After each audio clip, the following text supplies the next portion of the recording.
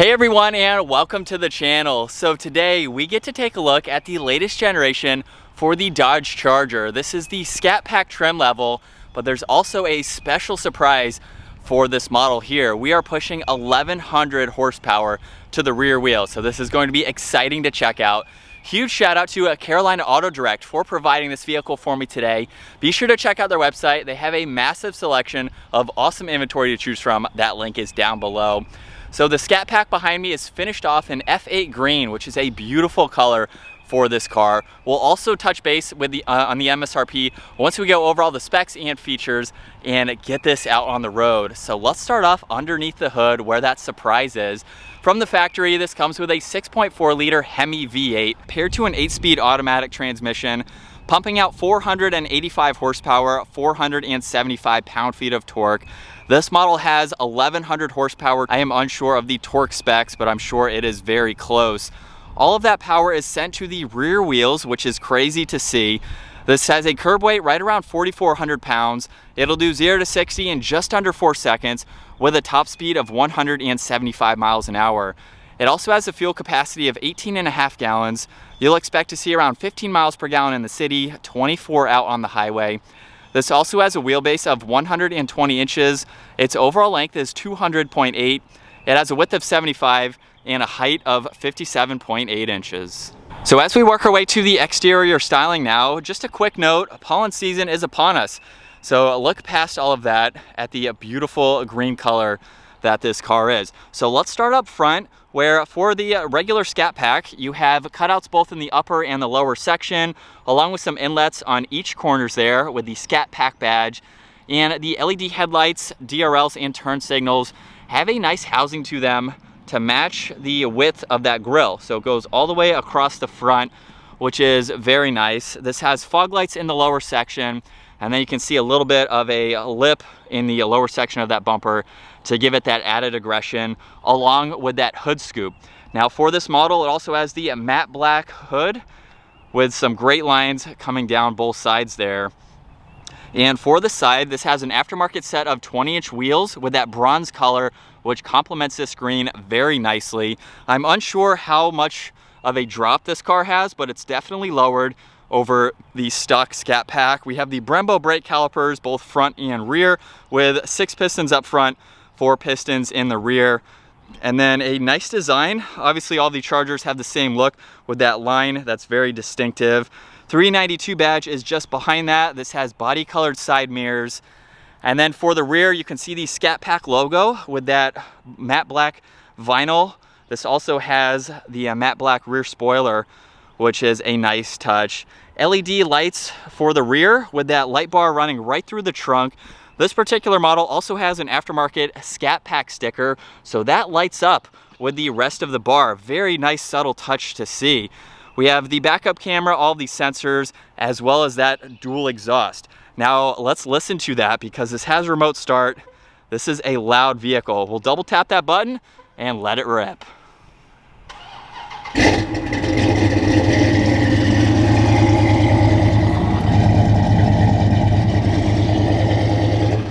And you can double tap that button to shut it off if you would like to, and use this button to pop that trunk. However, there is a hidden button on that trunk lid itself too. So in the back here, this is a very practical sedan. You can fold the back seats down too, which gives you a lot more interior space, and there's even a little bit of storage underneath the floor. So that makes it very practical for this 5-seater vehicle.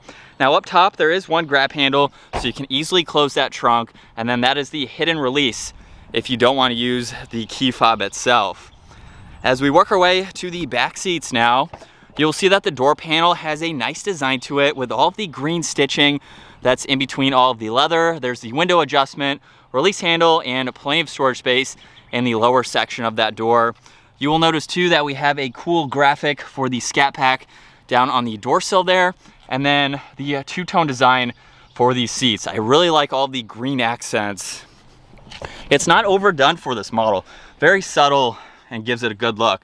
Now for backseat room at 5'10", plenty of room for my feet and my legs. There's storage pockets along with air vents and some auxiliaries. And as far as headroom goes, I'm just touching the glass here, but it's comfortable. It's, like I said, it's a practical sedan where you can have rear seat passengers and bring them around wherever you go. Now, right in the middle, if you only have 2 people in the back, we have the armrest along with 2 cup holders if you would like to use that. And then plenty of visibility for your backseat passengers as well. Very easy to exit the vehicle. You can also use this button here to lock the vehicle. When you grab it underneath, that will unlock it. And then we have the same design for this door panel here with all the window adjustments, side mirror adjustments, plenty more storage space down below, and then another graphic for the front door sill. This model also has these cushions here, so extra pillow rests there with the Scat Pack logo, beautiful seats. So the driver's seat is automatic, manual adjusting for that passenger side. And being the low car that it is easy to enter. Now, this model has an aftermarket steering wheel with carbon fiber and perforated leather on both sides with, you guessed it, more green. It is a very nice steering wheel for this car. Now, on the right side, all the cruise control settings. This has paddle shifters, still retaining volume and tuning adjustments, which are located just underneath those. And then on this left side, we have Bluetooth and voice commands, and those arrows are for the gauge cluster. So by reaching all the way out for that door, it opens very wide. Let's fire this back up. We have an aftermarket button here with the Scat Pack logo on it. Let's bring it back to life.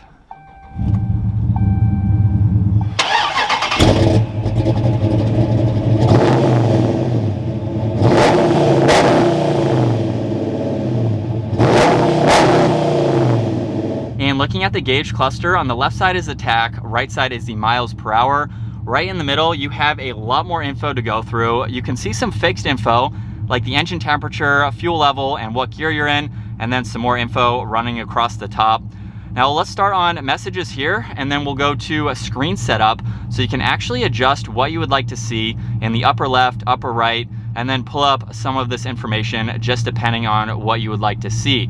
There's a speed warning that you can monitor, any diagnostics, and then if we start over at 1, you will see miles per hour, and then a lot of vehicle information. There are so many different vitals that you can monitor and keep an eye on, especially in a heavily modified vehicle like this. You can even keep track of all of your performance data too. So you have lap timers, you have 0 to 60, top speed, your braking distance, quarter mile. You have a lot at your fingertips here. You have fuel economy if you choose to look at that. There's trip information and audio, and then back to messages. Now, you guys won't be able to feel this, but the whole car is shaking right now. It wants to get moving. So let's get through the rest of these specs. Now, on this left side, we still have the foot brake for the e-brake there. And then above that, you will see the headlight adjustments, dimmer switches. I am actually not sure what this button is for. I believe that's the trunk release, but it is covered and it is red. So let's just leave that for the time being. And then as we work our way to the middle, we have the touchscreen system. In the lower section, these are all presets, but they are configurable. So you can drag and drop them depending on what you use the most. Now this also has heated seats, heated steering wheel that you can gain access to, and then all of these icons that you can further go through. Now, as you can see, there's the SRT dashboard, where you can go into the line lock. You can monitor your launch control and how you would like that to go. We have different driving modes, so track, sport, custom, and an auto setting as well. There's the performance pages. Takes a little bit of time for this to load here, but once it does, you have a lot more to go through. If we start at home, you can pull up some of these power gauges there. We have a lot more timers, different vitals, even a G-force meter. You can look at your engine, and then there's a dyno graph too. If we go back to race options now, you have your line lock along with your launch control. You can activate all of that as needed. And then if we go into the performance pages here, we are at that shortcut to get back to that info. So it is very cool to have that much performance-oriented tech for a family-style muscle car like this. Now underneath that, we have some physical buttons, power and volume for the radio, tuning. We have a shortcut to the driving modes that you can get into, so what I just showed earlier. There's launch control, parking sensors, traction control, and then all of the climate adjustments just underneath that. So you can be incredibly comfortable driving this to the track and then driving it home. There's some auxiliaries down below where you can charge additional electronics and some storage space on this left side if you need to use that. Now looking at the shifter, we have an aftermarket carbon fiber type of material on that left side or right side there. And if I put this into reverse, you will see that backup camera up here. We also have the manual settings, so you can shift using this, or the paddle shifters themselves. Now there's a little bit of storage on the right side of that. And in the middle, if you open this up, that reveals 2 cup holders with an area you could place your phone if it's thin enough. And then for the armrest, you have a good amount of space along with even more auxiliaries. So that way you can charge more electronics and you have plenty of storage in that massive glove box. Let's take another look at this interior. Visibility from the driver's seat is very easy to see in all directions. And then last up, right above the rear view mirror, we have a few gauges here to monitor air, fuel, and ratio, as well as your boost. Currently that is showing 14, so I believe it should have 14 pounds of boost. Let's get this out on the road. Now that we're behind the wheel for this Charger, the Scat Pack has a starting MSRP right around $47,000. Now you have different trim levels for the Charger, of course, depending on what your budget is and what you're looking to do with your Charger. You can get a basic model with a V6, no power, just a normal sedan, or you can even go with the Charger Hellcat, which has over 700 horsepower from the factory. Now in the Scat Pack, obviously a procharged, we have more than a Hellcat. I'm not sure the cost for this procharger. I would assume somewhere between $5,000 to $8,000 possibly, with labor and the parts and everything. I don't think it's that expensive for the power that you can get for this. So we're at around 50 grand, add some mods to it, we're under 60K. And here goes third gear, minor acceleration.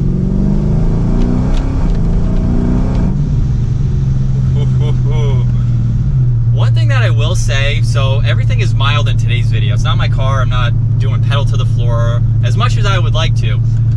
One thing that I will say though, with this amount of horsepower to the rear wheels, I'm surprised whoever bought this car and did all these mods didn't go with a Charger GT to get the all-wheel drive system and then put 1100 all-wheel drive horsepower to the vehicle. Having it all to the rear wheels, unless you're experienced or you're taking it to the drag strip and you want to warm up those tires or burnouts, things like that, personally I would go with the all-wheel drive system because of that.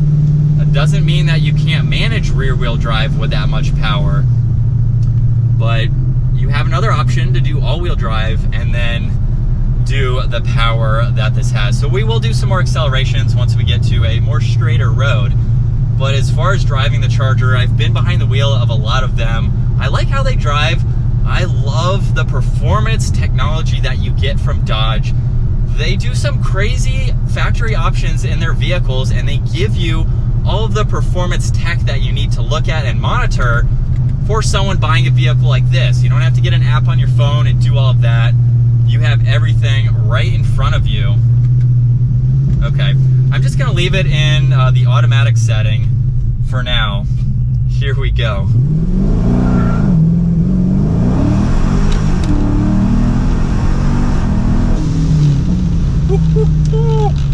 We lost a little bit of traction, and again, not even half throttle.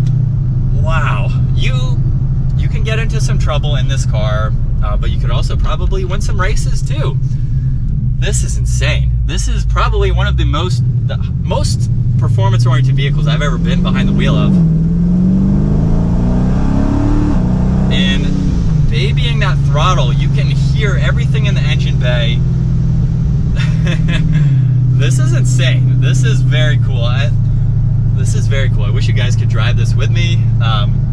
The rear-wheel drive, just it's a little intimidating. Obviously not since I don't own the car, but I'm speechless. This is a phenomenal build. It's not too loud either, just under normal driving conditions. It's procharged, so you don't have like that, I don't know, supercharged whine that you get in some of the factory Dodge engines. There's really no whine or anything like that. It's a comfortable daily driver when you want it to be. Super practical for friends and family, storage in the back. Let's test out these paddles though and see how that goes. And so from second gear, here we go.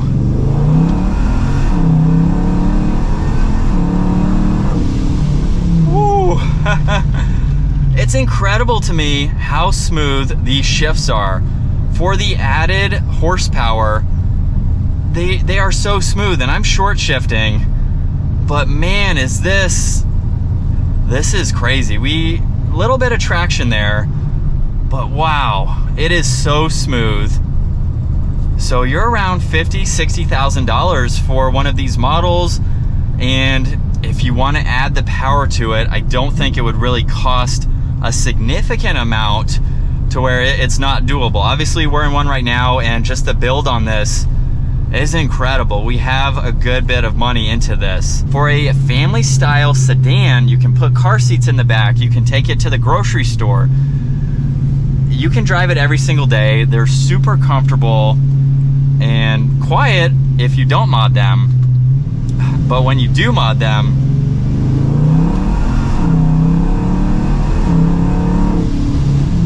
I mean, the power delivery is so smooth that you don't even feel the shifts. It just gets up and moves.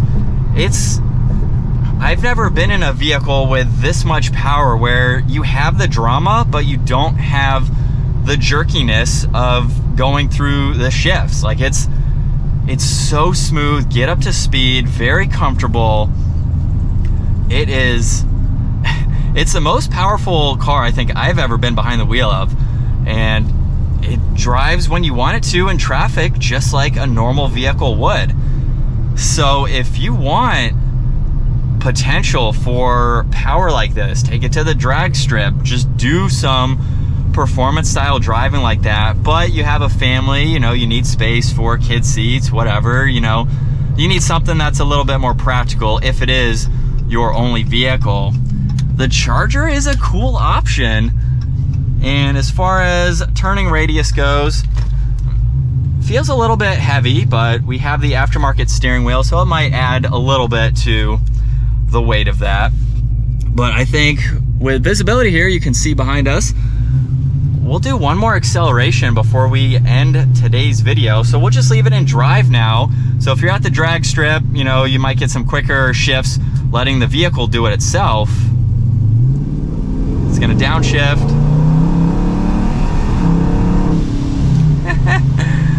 This is incredible. This is such a cool sleeper style vehicle. You see Dodge Chargers as rental cars, with basic V6 engines, just a normal sedan, no power, anything like that. So to the untrained eye, aside from the unique color, you really wouldn't think that this is a track weapon in a daily driving type of vehicle. So I know I said one last acceleration, but here we go for one last acceleration. Let's get straight first.